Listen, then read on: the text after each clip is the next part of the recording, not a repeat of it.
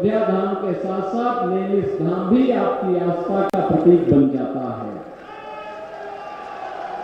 भाइयों, one district one medical college का सपना भी साकार होता है।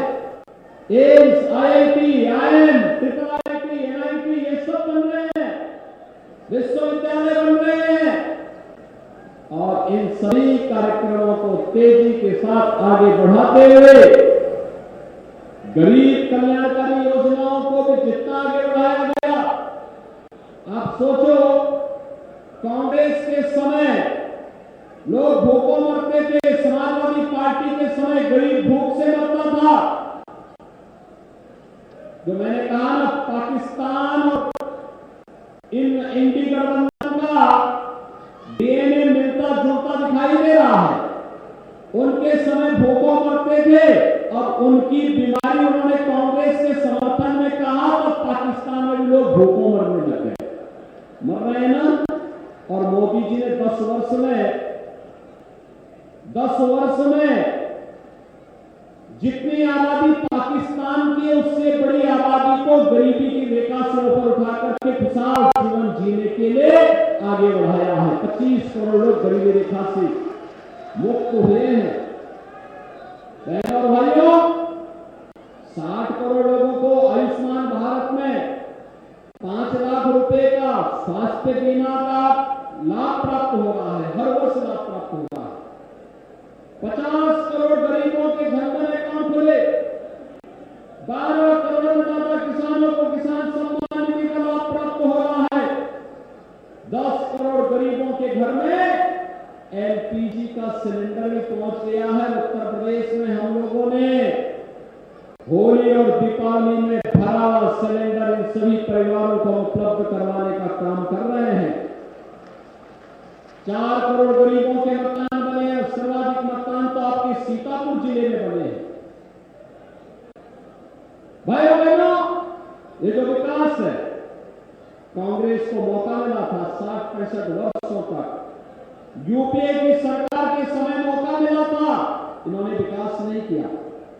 हाँ, बैरियर जरूर बनते थे, गरीब को भूखों मरने देते थे, किसान को आत्महत्या करने देते थे, मरीज तड़प तड़प करके दम तोड़ देता था, उपचार की सुविधा नहीं थी और अगर कहीं थी तो लोग पैसा नहीं दे पाते थे।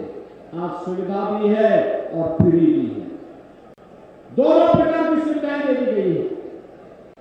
और इसीलिए हम लोग आए हैं, जिन लोगों ने आपकी आस्था के साथ खिलवाड़ किया, अयोध्या में राम मंदिर के मार्ग में जो बाधक थे, जो लोग आपके विकास में बाधक थे, जो लोग गरीब को भूखों मरने के लिए मजबूर कर देते थे, जो लोग अन्नदाता किसान को आत्महत्या करने के लिए मजबूर कर देते थे। बहनों और भाइयों, जो मोदी जी कहते हैं कि यही समय है, सही समय है, यही समय है, इन लोगों की जमानत जब्त करवा दीजिए जो लोग देश के भविष्य के साथ खिलवाड़ कर रहे थे। करेंगे, जमानत जब्त करेंगे इन लोगों की, करेंगे।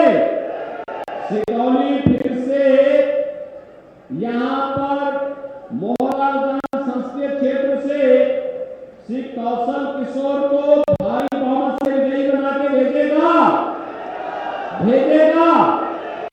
भारी बहुमत से विजयी बना के भेजेगा। हमें इस संकल्प के साथ चलना होगा। मेरे साथ बोलेंगे जय श्री राम। बहनों और भाइयों, ये कांग्रेस और सपा के लोग एक और साजिश कर रहे हैं। इनकी साजिश क्या है? इनकी साजिश है कि बाबा साहब भीमराव अंबेडकर के द्वारा जो संविधान बनाया गया और संविधान के साथ छेड़छाड़ करके अनुसूचित जाति, जनजाति और पिछड़ी जाति के आरक्षण पर सेंध लगाने का काम लोग करने जा रहे हैं। क्या आप अपने अधिकार में किसी को घुसपैठ करने का अधिकार देंगे? क्या इन्होंने यूपीए सरकार के समय कांग्रेस और सपा ये साजिश कर चुकी है। इन लोगों ने उस समय जस्टिस रंगनाथ मिश्रा के नेतृत्व में कमेटी गठित की थी। जस्टिस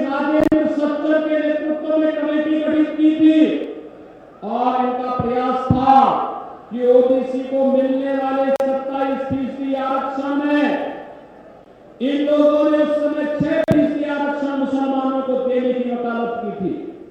इंडी गठबंधन के एक महत्वपूर्ण घटक आरजेडी के लालू जी ने कहा है बिहार में कि यहां पर हम सभी मुसलमानों को, उन्होंने कहा सभी मुसलमानों को ओबीसी का जितना आरक्षण मिलता दे देंगे। क्या हम हिंदुस्तान में स्वीकार करेंगे क्या? ऐसे ही कांग्रेस और समाजवादी पार्टी और लालू यादव ने किया था। उस समय करने की साजिश की थी। जस्टिस राजेंद्र सच्चर के नेतृत्व में कमेटी गठित की और उस कमेटी ने प्रयास किया था, क्योंकि जब हम लोगों ने रंगनाथ मिश्रा कमेटी का विरोध किया तो बहनों और भाइयों उस समय कांग्रेस ने दूसरी चाल चली थी। और चाल क्या चली? क्योंकि हमने कहा था कि बाबा साहब भीमराव अंबेडकर ने कहा था कि धर्म के आधार पर आरक्षण नहीं हो सकता, क्योंकि ये भारत के विभाजन का कारण बना था। तो इन्होंने क्या चाह किया? इन्होंने कहा कि मुसलमानों की ही कुछ जातियों को अनुसूचित जाति में शामिल कर दो। यानी इस डायरेक्ट नहीं तो इनडायरेक्ट बैकडोर से ये लोग अनुसूचित जाति के आरक्षण पर सेंध लगाने का प्रयास कर रहे थे और यही साजिश लोग करने जा रहे हैं।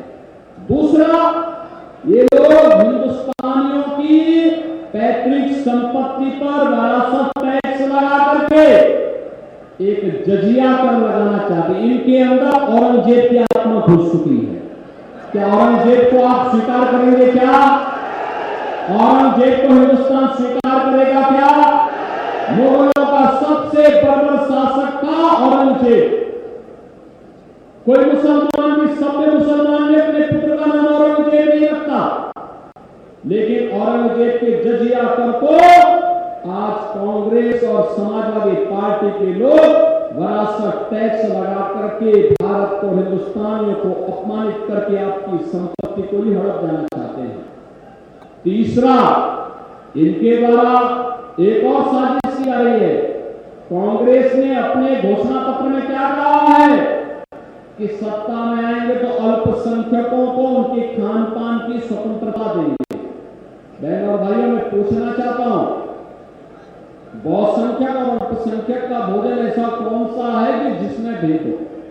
ऐसा कौन सा भोजन है जो बहुसंख्यक नापसंद करता है और अल्पसंख्यक पसंद करता है? अरे रोटी सब वो भी खाते होंगे, ये भी खाते होंगे, दाल चावल वो भी खाते होंगे, भी खाते होंगे, मीठा ये भी खाता होगा, वो भी खाता होगा, लेकिन हां, एक जगह आकर के खा जाता है जब बहुसंख्यक समाज भारत का कहता है कि नहीं, हम गौ मांस नहीं खाएंगे, गौ हत्या को स्वीकार नहीं करेंगे, लेकिन मुसलमान इसको मान्यता देने का कुत्सित प्रयास करता है, चिढ़ाने का काम करता है। और कांग्रेस कह रही है कि उनको गोमांस खाने की स्वतंत्रता देंगे। क्या आप कांग्रेस को वोट देकर के, सपा को वोट देकर के आप ये पाप करेंगे क्या? अरे आने वाली पीढ़ियां और हमारे पूर्वज कभी माफ नहीं करेंगे, कभी माफ नहीं करेंगे इस पाप के लिए कि हम केवल कुछ निहित स्वार्थ के जाति में रह करके हम गौ माता की हत्या की स्वतंत्रता इन कांग्रेसियों को दे देंगे क्या? और इसीलिए मैं आया हूं आपके पास कहने के लिए, मोदी जी का शासन भारत को दुनिया की ताकत बनाने का शासन है। मोदी जी का शासन हमको, भारत को तो दुनिया की ताकत बनाने का अधिकार दे ही रहा है, साथ साथ यह लोग तो सुधर ही रहा है। और अयोध्या धाम में 500 वर्षों के बाद रामलला का विराजमान जो हुआ है ना, तो इस लोक के बाद परलोक में भी अपने पूर्वजों को बताने के लिए कि देखो, आपके संकल्प को हमने पूरा किया, हमारी पीढ़ी ने पूरा किया, क्योंकि ये भारतीय जनता पार्टी की सरकार इस संकल्प को पूरा इसलिए कर पाई। किसने ताकत दी थी? मोदी